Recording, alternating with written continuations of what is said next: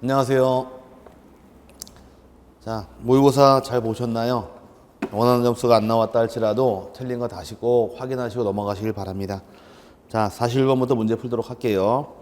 41번 공간정보의 구축 및 관리 등에 관한 법률상 경계점 좌표 등록부에 관한 설명으로 틀린 것은 문제의 답은 5번이었습니다. 5번에 경계점 좌표 등록부를 비치하는 지역은 토지의 경계 결정과 지표상의 보고는 별도로 비치된 지적되어야 한다. 이게 틀린 말인데, 경계점 좌표 등록부를 시행하는 지역 내에서 경계 결정이나 경계 보고하는 얘기 측량한다는 얘기입니다. 그럼 이제 이게 41번 정답이 되겠죠. 그럼 경계점 좌표 등록부 시행 지역은 경계를 결정한다거나 경계를 복원한다는 얘기는 결론적으로 측량한다는 얘기인데, 측량은 반드시 좌표로만 하게 돼 있지 지적도로 측량 못하게 되어 있습니다. 그래서 지적도 못을 박아버립니다. 아예 지적도 밑에다가 이 도면을 통해 측량할 수 없다라고 못이 박혀 있기 때문에 지적도로 측량하는 것이 아니라 좌표로 하는 것이 내용이 되므로 5번은 잘못된 말입니다. 그래서 정답이 5번이 됐고요. 근데 42번의 경우는 공간정보의 구축 및 관리 등에 관한 법률상 지적소관청이 수행하는 지번변경의 절차에 관한 설명으로 틀린 것은 있는데, 정답은 2번입니다. 지적소관청은 지번을 변경하고자 할 때에는 지번 변경 지역의 토지 소유자 3분의 2 이상의 동의와 시도지사의 승인을 얻어야 한다. 틀린 말입니다. 42번의 경우는 일단 지번 변경하고자 할 때는 지번 변경 시에는 소유자 동의 필요 없고요. 시도지사나 또는 대도시장의 승인받는 것이 절차가 됩니다. 승인받고 하는 것이지 토지 소유자 3분의 2 동의받는 것은 아닙니다. 소유자 3분의 2 동의받는 건 언제 한번 나오는 말이냐? 동의받을 필요는 없고요. 동의받는 것은 나중에 저 뒤에가 축척 변경 배울 당시에 축척 변경할 당시에 이때 동의가 한번 나오는 것이 3분의 2 동의이고, 지번 변경은 승인만으로 지번을 변경하는 거지 동의받을 필요 없으니까 2번은 잘못된 말입니다. 그래서 2번이 정답이 됐고요.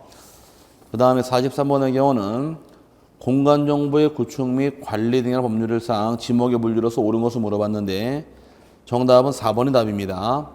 주차장법 제19조 4항의 규정에 의하여 식당 등 시설물의 부지 인근에 설치된 부설 주차장의 부지 주차장으로 한다. 맞는 말입니다. 부지 인근이 붙어버리면 지금 주차장이 되어서 정답은 4번이 됐고, 나머지 뭐 틀린 말입니다. 뭐가 틀렸나 한번 따져보자고요. 1번이 과수류를 집단적으로 재배하는 토지와 이에 접속된 저장고 등 주거용 건축물의 부지는 과수원으로 한다. 틀린 말이죠.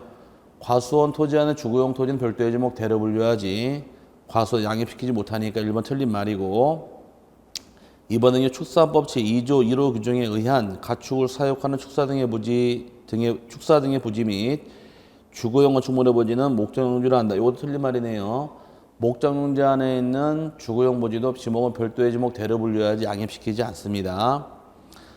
그 다음에 3번이 원야를 이루고 있는 암석지, 자갈 땅, 모래땅, 습지, 황무지 등의 토지는 잡종지가 아니라 임야입니다. 임야.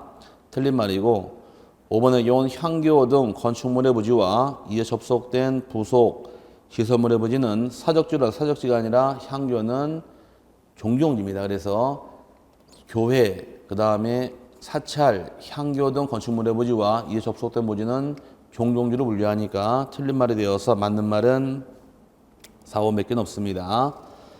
그 다음에 44번 공간정보의 구축 및 관리 등이나 법률상 세부 측정을 하는 때에는 필지마다 면적을 측정해야 하는 경우로 틀린 것을 물어봤는데, 자, 면적 측정하는 경우 44번이죠. 면적 측정 대상의 경우는 이제 딱 법이 규정하기를 지적공고 복구하는 경우 면적을 측정합니다. 신규 등록도 면적 측정 대상이 되고, 등록 전환, 그 다음에 분할, 축척 변경 다 면적 측정 대상이 될 것이며, 등록된 면적을 정정한다거나 또는 경계를 정정하는 경우도 면적 측정 대상에 해당이 되고요. 그 다음에 도시개발 사업 등을 시행하는 경우도 면적 측정 대상에 해당이 될 것이고, 주의할 것이 측량 중에서 경계, 복원 측량, 그 다음에 지적 현황 측량, 이 두 가지 측량의 경우는 원칙은 면적 측정하지 않는 게 원칙입니다. 원칙은 측량하지 않는 게 원칙이지만 예외 규정이 이 두 개 측량을 더불어서 면적 측정을 수반한단 말이 나오는 경우만 측량하는 것이 예외 규정이므로 주의하셔야 됩니다. 여기에 들어와 있으면 대상이 될 것이고 없으면 대상이 아닙니다.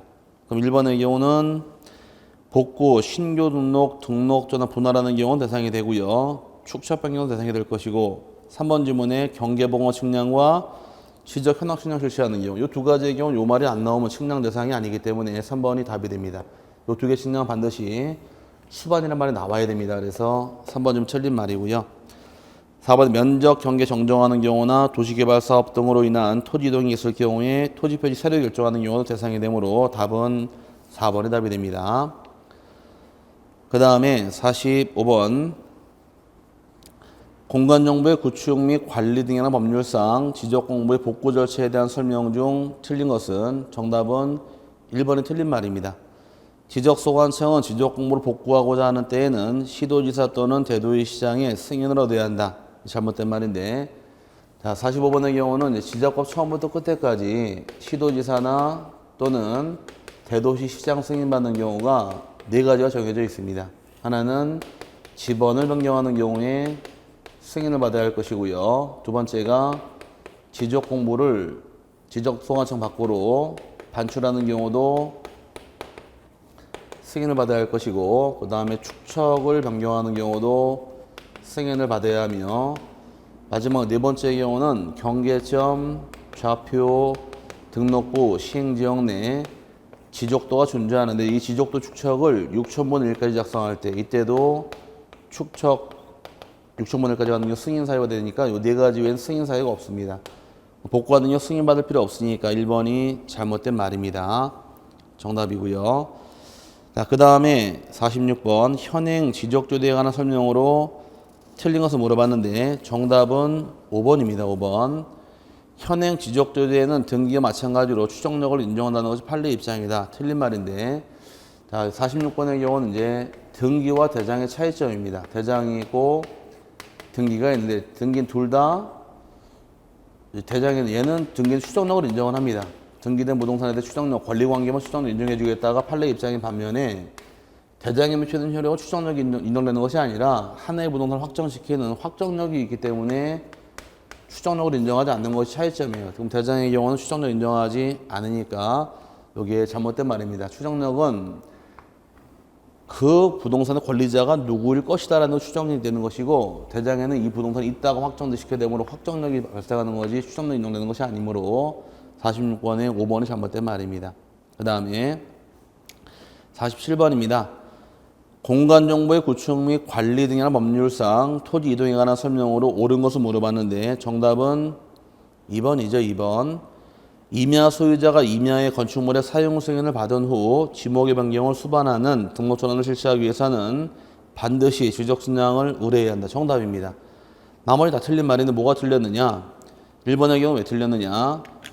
지적소관청은 신규 등록의 경우에 토지 소유자에 관한 사항은 부동산 등기부를 기준으로 등록한다. 신규 등록지란 토지는 등기부가 존재하지 않다 보니까 등기부를 정리하는 것이 아니고 지적소관청이 조사 등록하게 됩니다. 틀렸고요. 3번의 경우는 공간정보의 구축 및 관리 등이나 법률상 토지 분할 절차 없이 이루어진 분필 등기가 실체관계에 부합하면 유효이다. 틀린 말인데 항상 분할할 때 순서가 있는 겁니다. 분할은 선, 대장, 후 등기순으로 분할해야지 효과 인정하다 보니까 대장이 분할이 안 된 상태에 등기 분할된 경우 효과는 무효입니다. 대법원 판례죠. 그 다음에 4번 합병하고자 하는 둘 이상 필지 중 1필상의 토지에 지상권자가 건축물을 소유하고 있는 경우에는 합병을 할 수 없다. 틀렸죠? 소유권, 지상권, 전세권, 임차권, 승역제, 지역권이 있는 토지 합병할 수 있으니까 건물이 있다고 합병 못하는 거 아닙니다. 그래서 틀린 말이고 5번이 건축법상 건축물의 용도 변경에 따른 건축물 대장에 의거하여 공간정보의 구축 및 관리 등이나 법률상의 토지의 지목 변경은 할 수 없다. 틀렸죠? 건축법상 건축허가를 받아 창고를 건축한다거나 건물을 지은 경우에 건축법상 건축허가권자가 시군구청장이고 지적소관청 시군구청 똑같은 사람이에요. 똑같은 사람이다 보니까 내가 내준 허가를 통해서 건물을 짓고 용도가 바뀌었다를 확인할 수 있기 때문에 당연히 지목 변경할 수 있으므로 틀린 말이 됩니다. 맞는 것은 2번 하나밖에 없습니다.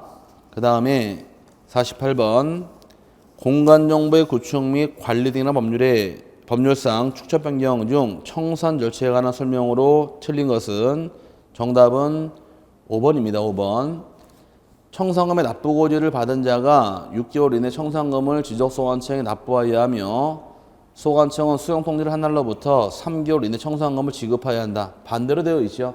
낼 때가 3개월이고 받을 때 6개월이고 거꾸로 되어 있는 겁니다. 청산금을 납부할 당시에는 3개월 내 소관청 내는 것이 의무규정이고 또 소유자가 받을 당시에는 6개월 내 받게 됩니다. 그래서 3개월, 6개월 반대로 되어 있으니까 고쳐놔야 됩니다. 그래서 5번은 잘못됐고요.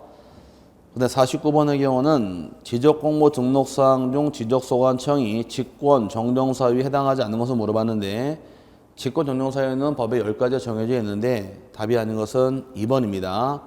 등기부에 기재된 토지 표시가 지적공모와 부합하지 아니하는 경우 따져보면 되겠네요. 지금 49번의 경우는 자, 등기부하고 지적공모에 뭐가 다르느냐? 지적공부에 토지 표시가 서로 일치하지 않는 경우, 그럼 등기부하고 지적공부에 불일치가 발생했는데 서로 토지 표시가 서로 일치하지 않는 경우는 이 토지 표시하는 사항은 어디가 우선입니까? 물어보게 되면 토지 표시는 항상 지적공부가 우선이고 여기가 나중에 되는 겁니다. 그럼 이제 불일치하는 경우, 예를 들어서 지목이 여기는 대로 나와 있고 하나 예를 들어서 여기는 전로 나와 있는 경우에 어디가 우선이냐가 문제예요. 문제는 토지 표시는 지적공부가 우선하다 보니까 여기 지목을 대로 등기부를 변경 등기할 사유인 거지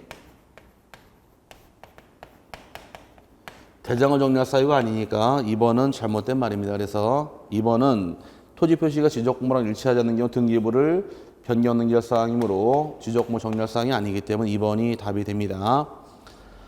자, 그 다음에 50번의 경우에 공간정보의 구축 및 관리 등에 관한 법률상 지적 측량 적보 심사 절차와 절차에 관한 설명 중 틀린 것을 물어봤는데 답은 3번이 잘못된 말이죠. 3번의 경우는 자, 읽어보게 되면 지적 측량 적보 심사 청구서 등을 회부받은 지방지적위원회는 그날로부터 30일 이내에 심의결 하에는 30일이 아닌 60일입니다. 그래서 한번 따져보게 되면 자, 여기는 50번입니다. 해설이 토지 소유자나 또는 이양계인 그 다음에 지적 측량 수행자가 측량을 통해서 측량 성과를 통해서 시도지사를 거쳐서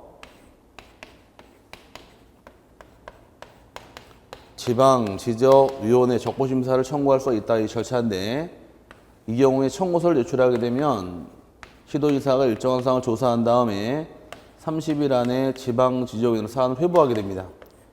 회부받은 지방지원은 회부받은 날로부터 60일 안에 심의하고 의결을 내리게 돼 있고 부득이한 경우는 1차만 연장할 수 있게 됩니다. 1차 연장은 30일을 넘지 못하도록 돼 있어요. 그 다음에 요 기간이 지나게 되면 의결서가 만들어진 경우에 의결서를 시도지사에게 송부하게 돼 있고 시도지사는 청구인과 이양계인들에게 다시 7일 이내 결과를 통지해 주면서 불만 있는 경우는 이 중에 다시 누구라도 90일 안에 국토교통부 장관을 거쳐서 중앙지적위원회에 적보심사에 대해서 재심사 청구할 수 있다. 이렇게 흘러가는 것이 과정입니다. 우리가 이론 배울 당시에 여기 외우는 요령은 반드시 날짜를 기억하시라고 했습니다. 날짜의 경우는 여기부터 시작을 해서 30일 회부하실 것, 그 다음에 심의결 60일 내 하셔야 될 것이며 연장은 30일 내 하게 됩니다. 재심사 기간은 90일이고 통지는 7일로 기억해서 여기서 시작을 해서 3, 6, 3, 9, 7 이렇게 외우시라고 했어요. 이론 들을 때. 그래서 심의결은 30일이 아니라 60일 내 심의결하는 것이므로 이게 잘못된 겁니다. 그래서 5번이 잘못된 것이니까 3번을 잘못됐으니까 3번을 뭘로 고쳐야 되나요? 3번은 60일 내 심의결 하여야 한다고 고쳐야지 정확한 말이 되므로 3번은 잘못된 말입니다. 그 다음에 51번 다음 중 지목 변경 신청을 하여하는 경우가 아닌 것을 물어봤는데 1번 이제 답이 되는 것은 5번이 답이죠. 5번 임야대장 및 임야도에 등록된 토지를 토지대장 및 지족도에 옮겨 등록하는 경우는 요거는 지목 변경 대상이 아니라 등록 전환 대상이 되는 겁니다. 그래서 5번이 등록 전환 사유가 될 것이고 나머지 전부 다 지목 변경 사유가 되는 겁니다. 그래서 우리가 앞서 볼 등록 전환이란 뭘 의미했나요? 등록 전환이란 것은 여기 51번입니다. 등록전환이라는 것은 뜻이 임야대장, 임야도에서 토지대장 지적도로 옮겨 등록하는 등록전환인 것이지, 요거는 등록전환을 60일에 신청할 의무가 발생하는 거지 지목변경 대상 토지가 아니니까 5번이 답이 될 것이고, 나머지 전부 다 지목변경 대상이 됩니다. 맞고요. 네, 52번입니다. 공간정보의 구축 및 관리 등이나 법률상 지적신청에 관한 설명으로 옳은 것은인데, 답은 몇 번이 답이냐? 5번이 답입니다. 5번 읽어본 다음에 틀린 거 잡아낼게요. 지적 공보를 정리하지 아니하는 세부 측량으로서 경계 보건 측량 및 지적 현황 측량의 경우에는 검사를 받지 아니한다. 맞습니다. 측량 실장이 검사 안 받는 게 두 개가 있는데 그 두 개가 바로 경계 보건 측량과 지적 현황 측량 검사받지 않습니다. 그럼 1번은 뭐가 틀렸느냐? 1번이 토지 소유자 등 이한개인은 지적 측량을 하의할 필요가 있는 때에는 지적 소관청 또는 지적 측량 수행자에게 해당 지적 측량을 의뢰해야 한다. 틀린 말입니다. 의뢰는 지적 측량 수행자에게 하는 것이고 소관청이 하는 것이 아닙니다. 소관청은 의뢰가 없을 때 직권으로 하는 거지 소관청이 의뢰하는 게 아니기 때문에 1번 틀린 말이 되고요. 2번이 지적 측량 수행자는 지적 측량 의뢰를 받은 때에는 측량 기간, 측량 일자 및 측량 수수료 등을 기재한 지적 측량 수행 계획서를 3일 이내에 지적 소관청에 제출해야 한다. 틀렸죠? 측량 계획서는 의뢰받은 다음 날까지 내는 거지 3일이 아닙니다. 다음 날까지 제출하는 정확한 말이 되고요. 세 번째, 지적 측량 의뢰인과 지적 측량 수행자가 서로 합의하여 따로 기간을 정하는 경우에는 그 기간에 의하되 전체 기간의 3분의 2는 측량 기간으로 전체 기간 3분의 1은 측량 검사 기간으로 본다. 거꾸로 되어 있습니다. 날짜가 틀리죠. 전체 기간은 3분의 2가 아니라 4분의 3이 되어야 됩니다. 4분의 3은 측량 기간으로 가게 되고 4분의 1이 검사 기간이니까 3분의 1이 아니라 4분의 3, 4분의 1로 가야 될 부분이므로 틀린 말이고, 그 다음에 5번이 지적기준점을 설치하지 않고 지적측량 의뢰인과 지적측량 수행자가 서로 합의하여 따로 기간을 정하는 경우를 제외한 측량의 경우 측량 기간은 4일, 검사 측량 기간은 5일로 한다. 바뀌어 있습니다. 반대로 측량 기간이 5일이고 검사 기간이 4일이지 4일 5일이 아니에요. 측량 기간 5일, 검사 기간 4일이 되야 되므로 날짜 바뀌어 있는 겁니다. 그래서 틀린 말이고 맞는 말은 5번 하나밖에 없습니다. 그 다음에 이제 53번 다음 중 구분 건물의 매매로 인한 소유권 이전 등기 신청 정보에 기재사항이 아닌 것을 물어봤는데, 그럼 아파트 사고 팔을 경우에 적을 필요 없는 게 어떤 것인지 물어봤습니다. 1번에 구분 건물의 소지와 지번 적을 필요 없습니다. 한동 건물에 대해서 소지와 지번을 기재하다 보니까 구분 건물은 소지와 지번 기재를 안 해요. 만약에 이제 구분 건물 아파트의 경우 등기 신청할 때 만약 예를 들어서 한동 건물이 있다고 가정을 하고 한동 건물이 101동 501호일 경우에 101동에 대해서 소재하고 지번하고 그 다음에 구조하고 종류하고 면적을 적게 됩니다. 그러다 보니까 501호 구분 건물에 대해서는 소재와 지번 또 적을 필요가 없기 때문에 요거는 1번이 답이 되는 겁니다. 구분 건물은 그러면 뭘 기재하느냐? 구조하고 면적만 적게 됩니다. 이게 차이점이에요. 그래서 한동 건물을 기재할 때는 한동 건물은 말 그대로 소재, 지번, 구조, 종류 면적 다 적는 것이 이게 한동 건물의 기재할 사유고 501호 구분 건물의 경우 기재할 사유는 똑같은 거 중복 기재 안 합니다. 그래서 구조하고 면적만 적기 때문에 이 세 가지 나오질 않아요. 그래서 1번이 답이 됩니다. 하지만 나머지는 기재할 사항 맞고요. 그 다음에 54번의 경우는 부동산 등기 절차에 관한 설명으로 옳은 것은 답은 4번입니다. 4번. 진정 명의회복을 원인으로 하는 소유권 이전 등기 신청에는 시장 등의 검연을 받을 필요가 없다. 맞습니다. 진정 명의회복 등기는 검연을 받을 필요 없고 허가증 첨부할 필요도 없고 농지 취득세 다 면제해 줍니다. 맞는 말은 4번은 나머지 다 틀렸는데 뭐가 틀렸느냐? 1번의 경우 서울특별시나 경기도는 그 명의로 부동산에 관한 등기를 촉탁할 수 없다가 아니라 관공서 당연히 촉탁할 수 있습니다.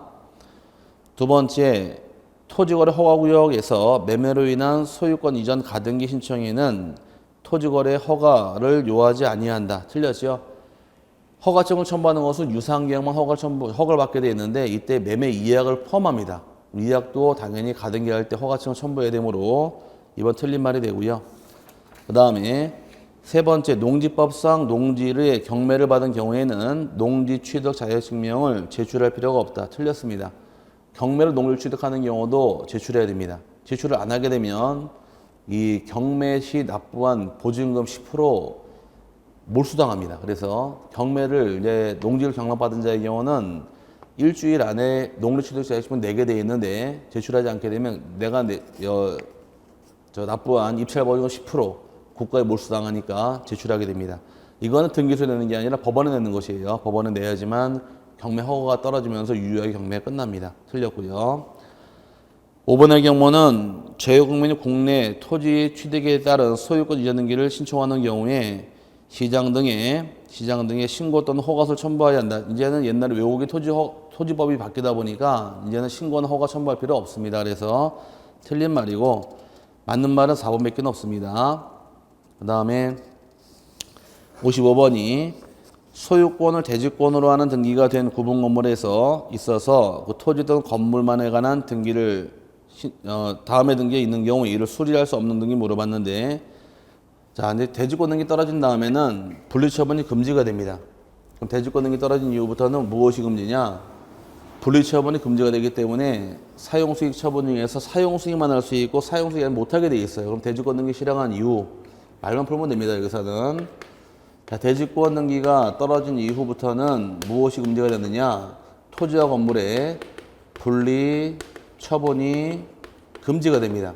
그럼 분리처분 금지라는 얘기는 토지하고 아파트 건물을 분리해서 팔아먹을 수 없다가 되는 것이에요. 그럼 만약에 아파트 한 채 중에서 우리 집에 501호가 있을 경우에 501호의 소유자 입장에서는 A가 있다 가정하게 되면 A는 토지도 소유권이 있고 건물도 소유권이 있다고 가정할 경우에 토지 건물을 분리처분할 수 없다. 그럼 소유권이란 권리는 기본 개념이 사용하고 수익하고 처분할 권리가 됩니다. 이 중에서 대지권 등기 떨어진 이후부터는 이 토지와 건물을 분리해서 처분할 수 없다가 되는 것이에요. 하지만 분리 사용 수익할 수는 있다가 되기 때문에 사용 수익하는 권리는 가능하되 처분은 안 되는 겁니다. 언제부터냐? 후부터예요. 후부터. 그럼 저는 영향받지 않겠죠. 그래서 사용 수익하는 권리가 어떤 게 있습니까? 해서 정리를 하게 되면 일단 토지만 사용 수익하는 권리가 있는데, 토지만 사용 수익하는 권리의 경우는 지상권 등기할 수 있고 지역권 등기할 수 있고 전세권 등기할 수 있으며 임차권도 얼마든지 가능합니다. 사용 수익하는 권리니까. 또 건물만 등기할 수 있는 것도 마찬가지예요. 건물만 등기하는 것도 지상권, 지역권 빠지고 전세권하고 임차권은 얼마든지 등기할 수가 있단 말이 만들어지겠지만 처분은 금지하기 때문에 못하는 것들은 토지만 건물만 소유권 이전 등기하지 못하게 되고 토지만 건물만 저당권 설정하지 못하게 됩니다. 토지만 건물만 압류도 안 되고 그 다음에 가압류도 못하게 돼 있어요. 그 다음에 소유권 이전 가등기도 허용하지 않게 됩니다. 그럼 쉽게 얘기하면 되겠죠. 대지권 등기된 후부터 뭐가 금지되느냐? 처분이 금지니까 사용수 이건 할 수 있다 해서 이렇게 잡아내면 될 겁니다. 언제부터래요? 후부터입니다. 후부터. 그래서 그럼 저는 영향받지 않기 때문에 요거만 잡아내시면 됩니다. 할 수 없는 것은 답이 3번인데 건물 부분만에 대해서 가압류하고 그 다음에 압류는 허용하지 않으니까 3번에 답이 되고, 1번에 전에 들어온 저당권에 기한 경매 등이 할 수 있고요. 토지 부분만의 지상권도 얼마든지 가능하고, 그 다음에 4번에 토지 부분의 임차권도 가능하고 건물 부분의 전세권, 임차권도 가능하다 보니 이게 할 수 있는 경우입니다. 이렇게 이해하시면 할 수 있다 없다를 구별할 수 있을 테니까 세 번에서 정리하시면 될 겁니다. 그 다음에 56번 채권자 대위에 의한 등기 신청 절차에 관한 설명 중 틀린 것은 정답은 5번입니다. 채권자 대위에 의한 등기를 완료한 때에는 등기별 정보 완료한 때 등기 권리자에게 등기별 정보를 교부한다. 틀린 말인데 채권자가 대위 신청한 경우는 등기별 정보 작성하지 않습니다. 등기별 정보는 등기 권리자 신청한 경우 주다 보니까 채권자 대위 신청한 경우에 페이지 56번이죠. 그럼 채권자가 등기를 대위 신청한 경우는 등기별 정보를 작성하지 않고요. 대신에 채권자하고 그 다음에 채무자에게 대신 주는 것이 등기 완료 통지가 들어가는 것이 절차인 거지 정보를 주는 것이 아니므로 주의하시길 바랍니다. 그래서 이 채권자들의 신청은 정보를 작성하지 않습니다. 그래서 5번이 잘못된 말이고요. 57번의 경우에 다음 중 등기 신청인이 인감증명서를 제출할 필요가 없는 것을 물어봤는데 인감을 내는 경우는 이제 인감을 내는 게 큰 틀을 잡으시면 됩니다. 57번의 경우 인감을 내는 경우는 정답은 3번의 답이에요. 근저당권자가 등기 의무자로서 근저당권 이전 등기 신청하는 경우 물어보는데 큰 틀은 두 개 잡으시면 됩니다. 등기 신청할 때 소유권자가 등기 의무자가 되는 경우도 있고 그 다음에 소유권자가 아닌 사람이 의무자 되는 경우도 있게 됩니다. 소유권자가 의무자 되는 경우와 소유권 이외의 권리자가 의무자가 되는 경우. 그럼 예를 들어서 말 그대로 여기는 뭐 전세권자나 저당권자나 뭐 지상권자 등이 의무자 되는 경우, 여기 소유권자가 의무자 되는 경우예요. 여기 소유권자가 의무자가 되는 경우도 있고 이외가 의무자 되는 경우도 있는데 소유권자가 등기 의무자가 되면 기본적으로 등기필 정보하고 인감은 둘 다 내는 겁니다. 이게 기본 취지예요. 하지만 소유권이 아닌 자들은 등기별 정보만 제출하면 되고 인감은 제출할 필요가 없게 됩니다. 이걸 물어보면 주된 문제입니다. 그럼 지금의 경우 항상 소유권이 아닌 권리는 원칙은 인감되지 않다 보니까 3번 질문처럼 근저당권자가 등기 의무자. 그럼 근저당권자는 여기 소유권 이외자다 보니까 인감은 원칙이 되지 않기 때문에 3번이 답이 되는 겁니다. 3번이 답이고요. 그 다음에 58번. 다음 중 판결에 의한 소유권 이전 등기 신청에 관한 설명으로 옳은 것은인데 정답은 2번입니다. 2번. 판결에 의해 승소한 등기 권리자가 소유권 이전 등기를 신청에는 등기 의무자의 권리에 관한 등기별 정보를 제출하지 아니한다. 맞습니다. 등기별 정보를 내는 경우는 딱 정해져 있어요. 정보는 공동 신청할 때하고 승소한 등기 의무자가 신청할 때만 제출하기 때문에 지금 승소한 권리 제출할 필요 없습니다. 여기 써드릴게요. 자, 58번의 경우는 자, 이제 등기별 정보 내는 경우인데 등기 신청할 때 등기별 정보를 제공하는 경우는 딱 두 가지입니다. 굉장히 중요한 거예요, 이거는. 자, 공동 신청할 때하고 또 하나 승소한 등기, 의무자가 등기 신청을 단독 신청하는 경우 요 두 가지만 한정으로 제출하다 보니까 지금처럼 승소한 권리자 제출할 필요 없다. 맞는 말이고 나머지 뭐가 틀렸나 보자고요. 1번의 판결에 의한 소유권 이전 등기 신청에는 등기원인 증서를 제출할 필요가 없다. 틀렸습니다. 판결을 받게 되면 무조건 판결문의 등기원의 정보가 됩니다. 틀렸고요. 세 번째, 판결에 의한 소유권 이전 등기 신청에는 시장 등의 검인을 받을 필요가 없다. 판결문도 검인 받아야 됩니다. 틀렸고 5번이 판결에 의한 소유권 이전 등기 신청에는 시장 등의 토지권 허가를 받을 필요가 없다. 틀렸습니다. 판결문을 통해 등기한다 할지라도 허가증을 제출을 해야 됩니다. 그래서 이 부동산 등기 특별조치법에서 규정하기를 판결은 제3자 허가 동의서나 받을 필요 없다요.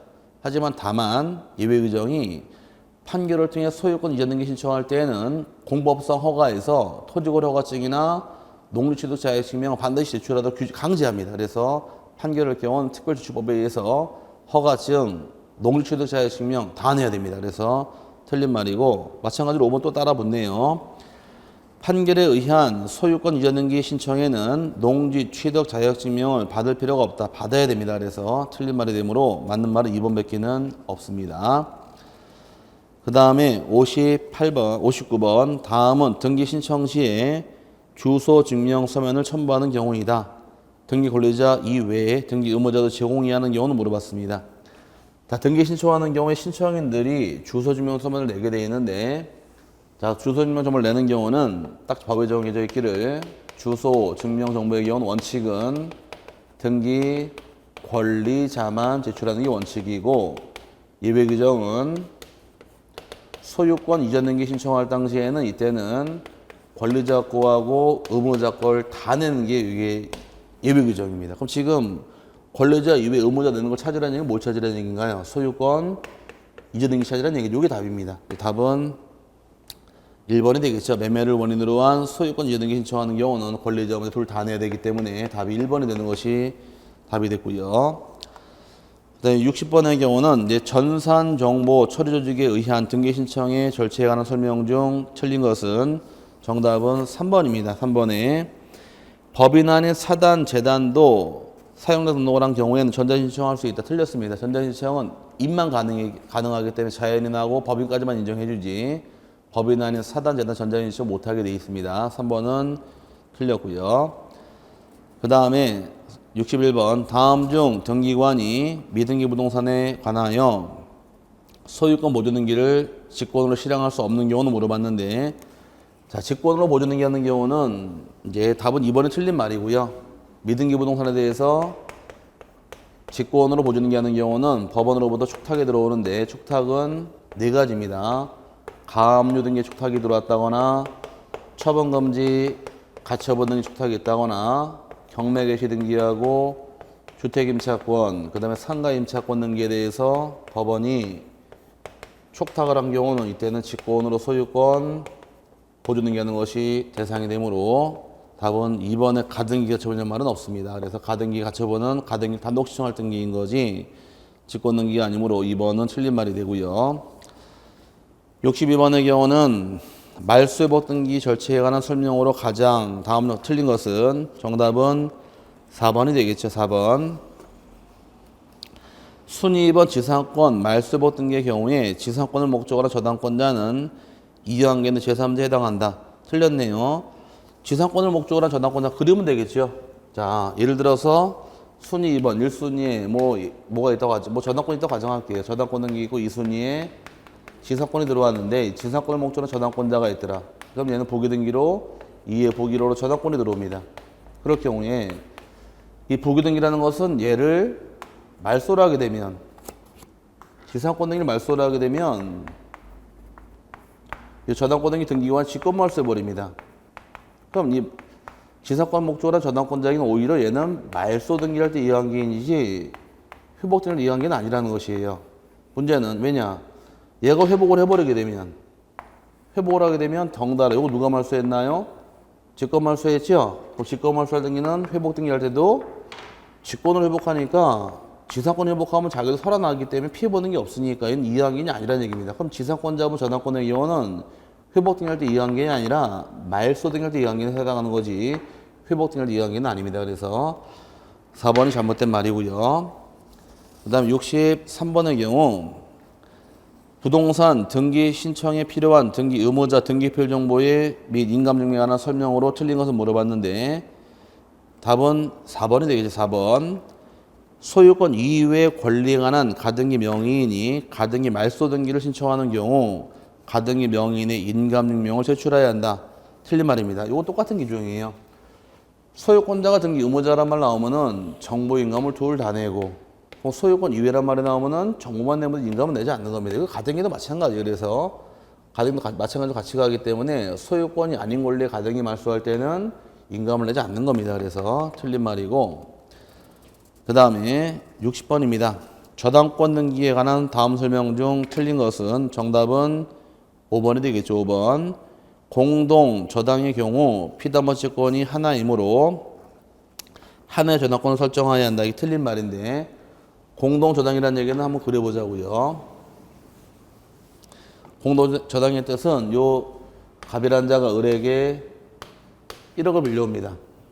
1억을 빌려올 경우에 이제 담보를 제공할 의무가 있는 갑 입장에서는 담보가 5번 땅, 6번 땅 2개가 있을 경우에 이 둘을 같이 담보 잡힌 경우에 을 입장에서는 1억을 빌려주고 담보를 둘 다 잡았습니다. 이 경우 등기 건수가 몇 건이냐 문제인데 건수는 5번도 저당권 등기 한 건이 들어가야 되고 6번도 저당권 한 건 들어가서 등기 건수는 지금 2건이 되는 겁니다. 그럼 공동 저당의 뜻은 공동 저당은 등기 건수가 하나의 피담보 담보하려고 담보가 지금 2개 이상 잡았죠. 2개 이상 잡은 경우에 부동산 숫자, 이 부동산 숫자가 등기 신청 건수가 되는 겁니다. 그러니까 부동산이 3개일 경우 등기 건수 3건이 되기 때문에 부동산 숫자만 같이 들어오는 거지 따로 들어오는 것이 아니니까 5번 지문 잘못된 겁니다. 그래서 부동산이 여러 개일 경우는 저당권도 부동산마다 다 따로따로 들어가기 때문에 하나의 저당권이 아니라 부동산마다 따로 들어간다 이렇게 들어 정확한 말이 되는 겁니다. 그래서 5번 좀 틀린 말이고요. 문제가 아직 공부가 덜 돼 있어서 어려울 수 있습니다. 근데 앞으로 계속 공부하시면 되니까 틀린 문제는 다시 한번 꼭 찾아서 확인하실 부분이고요. 공부하는데 좀 도움됐으면 좋겠습니다. 자, 모의고사 풀이 여기서 마치도록 하고 틀린 문제 꼭 다시 한번 확인하시길 바랍니다. 자, 여러분들 시험 보느라 고생 많으셨고 공부할 보탬되길 바랍니다. 자, 수고하셨습니다.